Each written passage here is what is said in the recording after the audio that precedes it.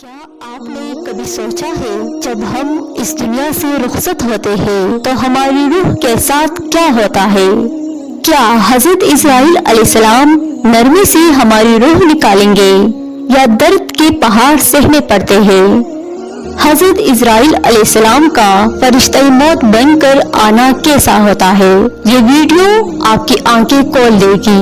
حضرت اسرائیل علیہ السلام اللہ کی مقرر کردہ فرشتہ موت ہے۔ ان کی ڈیوٹی ہے ہر انسان کی روح قبض کرنا، چاہے وہ مومن ہو یا فاسق۔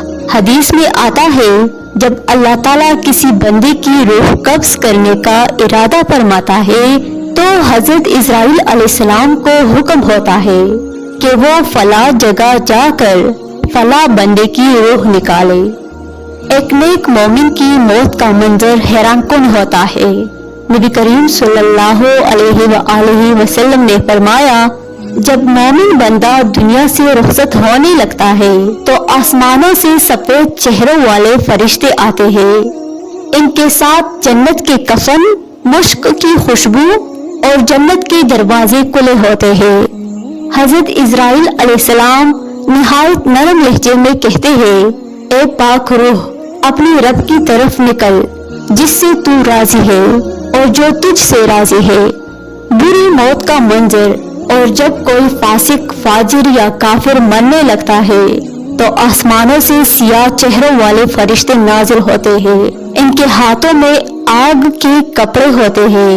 حضرت اسرائیل علیہ السلام اس سے سخت لہجے میں فرماتے ہیں، اے خبیث روح، نافرمان، اپنی رب کی طرف سے نکل اور عذاب کی طرف جا۔ پھر وہ روح ایسی کھینچی جاتی ہے جیسے کانٹے دار جھاڑی گیلی اون میں الجھی ہو۔ جیسے ہی روح جسم سے جدا ہوتی ہے، انسان کو اپنے ارد گرد کا منظر نظر آنے لگتا ہے۔ ایک حدیث کے مطابق مومن کی روح جیسے ہی نکلتی ہے، آسمان کے دروازے کھول دیے جاتے ہیں اور ملائکہ اس کا استقبال کرتے ہیں، اور فاسق روح اسے زمین بھی قبول نہیں کرتی۔ آسمان کے دروازے بند کر دیے جاتے ہیں۔ نیک روح کو جنت کی خوشبو محسوس ہوتی ہے۔ قبر میں نور ہوتا ہے۔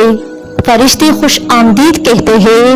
نبی کریم صلی اللہ علیہ وآلہ وسلم نے فرمایا، مومن کو قبر میں اتنی وسعت ملتی ہے جتنا وہ دنیا میں تصور بھی نہیں کر سکتا تھا، اور گنہگار قبر تنگ ہو جاتی ہے، سانس لینا دوبر، چیخ و پکار۔ حدیث میں ہے کہ قبر اس طرح دباتی ہے کہ پسلیاں آپس میں گھس جاتی ہے، اور اگر نفاق تھا، جھوٹ، غیبت، نماز کی کوتاہی، تو قبر کا حساب سخت ہوتا ہے۔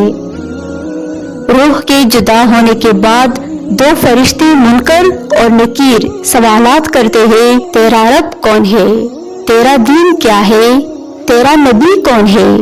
اگر جواب درست تو آرام، ورنہ قبر اندھیر نیگری۔ یہ دنیا عارضی ہے، اصل زندگی موت کے بعد شروع ہوتی ہے۔ روح کو یا تو جنت کے باغوں میں رکھا جاتا ہے یا جہنم کے گڑھوں میں۔ حدیث کے مطابق قبر یا تو جنت کے باغوں میں سے ایک باغ ہے یا جہنم کے گڑھوں میں سے ایک گڑھا۔ یہ سب سن کر ہمیں اپنے آپ سے ایک سوال کرنا چاہیے، اگر آج حضرت اسرائیل علیہ السلام ہمارے پاس آ جائے تو کیا ہم تیار ہیں؟ ہماری روح کدھر جائے گی؟ ہمارے اعمال، ہمارے الفاظ اور ہمارے تعلقات کیا ہمیں جنت کے قابل بناتے ہیں؟ موت اچانک آتی ہے، روح خاموشی سے نکلتی ہے، لیکن اس کے بعد کا منظر آپ کی پوری زندگی کو ڈیفائن کرتا ہے۔ آج ہی توبہ کیجیے، آج ہی نیک اعمال شروع کیجیے، کیونکہ زندگی اور موت کا کوئی بھروسہ نہیں۔ معزز ناظرین، اگر ویڈیو دل کو لگی ہو تو ویڈیو کو لائک، شیئر کریے اور چینل کو سبسکرائب کرنا مت بھولیے۔ اپنا بہت سارا خیال رکھیے۔ اللہ حافظ۔